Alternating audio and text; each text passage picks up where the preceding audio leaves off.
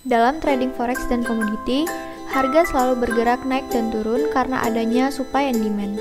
Arah dari pergerakan harga tersebut bisa diperkirakan dengan cara melakukan analisa teknikal. Salah satu caranya yaitu dengan mengenali level support dan resistance.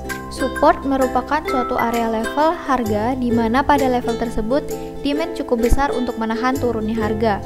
Sedangkan resistance merupakan suatu area level harga di mana pada level tersebut supply cukup besar untuk menghentikan naiknya harga. Contoh tersebut memperlihatkan garis zigzag membentuk grafik yang bergerak ke atas.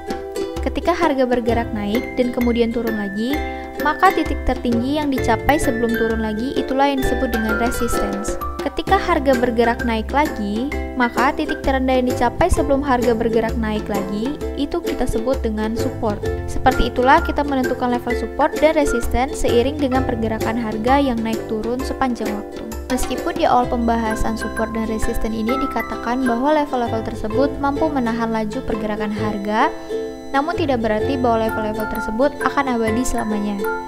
Suatu support tak akan lagi mampu menahan pergerakan turun jika ternyata pada saat itu demand sudah tak lagi cukup besar.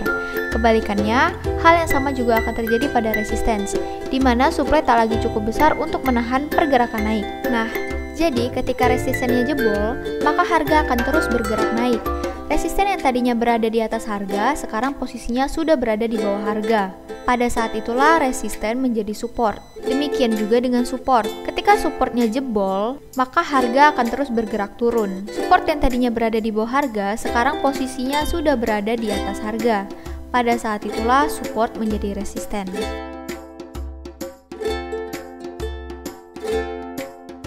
Indikator teknikal Bollinger Bands dapat ditemukan pada semua platform trading yang disediakan broker forex.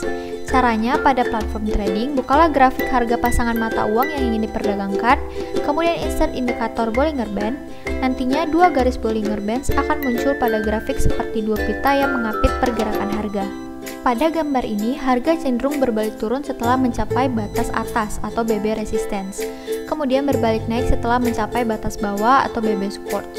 Batas bawah dan batas atas nampak fluktuatif, sehingga disebut juga support resisten yang dinamis. Pivot point adalah titik-titik support resistance yang dikalkulasikan berdasarkan harga tertinggi dan harga terendah. Rumus perhitungan pivot point ialah level support resistance kemudian ditentukan sebagai berikut. Berikut merupakan gambaran pivot pada grafik harga. Amati garis-garis dengan penanda huruf R2, R1, P, S1, dan S2 pada sisi kiri grafik. Itulah support resistance yang ditentukan dengan perhitungan pivot points. Itulah penjelasan mengenai support resistance dalam trading forex.